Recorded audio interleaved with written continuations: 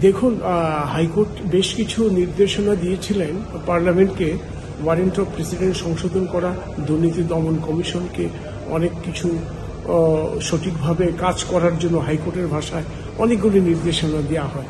এবং যেখানে দুজন ব্যক্তি আপনার খালাস পেয়েছে, ট্র্যাপ খেয়েছে ঘুষের দায়ে, তিতাসে, সেই খালাসের বিরুদ্ধে আমরা চ্যালেঞ্জ করেছি।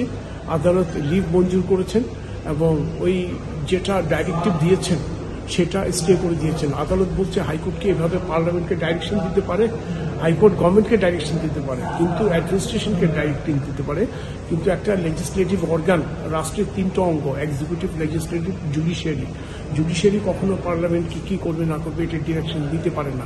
এই প্রসঙ্গে আদালত মাননীয় প্রধান বিচারপতি এটাও উল্লেখ করছেন, যারা কোটা বিরোধী আন্দোলন করছেন, তারা আদালতে আসুক, তারা আদালতে এসে তাদের কথাগুলো বলুক। আদালতের দরজা সবার জন্য খোলা, সে আন্দোলনকারী হোক আর রাস্তার ভিখারি হোক, প্রত্যেকের জন্য আদালতের দরজা খোলা।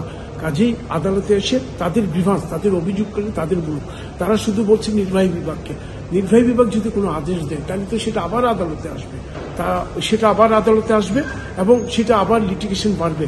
এই জন্য মাননীয় প্রধান বিচারপতি গুরুত্ব দিয়েছেন, মানে আদালতের দরজা সবার জন্য খোলা, যে কেউ এখানে আসতে পারে, আন্দোলনকারীর ইচ্ছে করলে আসতে পারে, তাদের গ্রিভান্সগুলি বলতে পারে। অবশ্যই আদালত সেটা গুরুত্ব সহকারে দেখবে, শুনবে।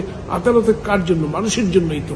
এটাই আসলে প্রধান বিচারপতি মানে সবাইকে দিক নির্দেশনা দিয়েছেন। আপনারা তাদেরকে অ্যাডভাইস দেন, যারা কোটা আন্দোলন, তারা আদালতে আসুক, আদালতে এসে তাদের সমস্যার কথা বলুক। অবশ্যই আদালত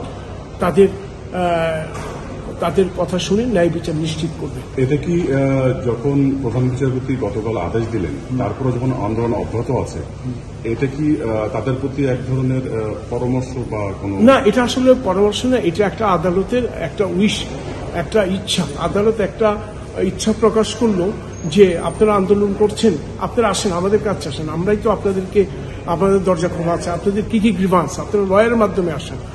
ইভেন কি আদালতে ইন পার্সনও আসতে পারেন। আপনারা দেখেছেন হাইকোর্ট বিভাগ, আপিল বিভাগ অনেকে ইন পার্সনে মামলা করতে পারে, কাজে ইন পার্সনে তো এসে আদালতে বলতে পারে। তাই আদালতে বললে অবশ্যই আদালত গুরুত্ব দিয়ে শুনবে। দেখুন, মাননীয় প্রধান বিচারপতি রাষ্ট্রের একটি অঙ্গের প্রধান, যেটা উনি নিজেই বলছেন যে আদালতে আসুক, তাহলে এর চেয়ে বেশি আদালত আর কি বলবে? আপনারা আসেন, দেখেন, বলেন আপনাদের গ্রিভান্স, অবশ্যই আদালত সেটা আমলে নিবে যদি যৌক্তিক হয়। ওকে, থ্যাংক ইউ।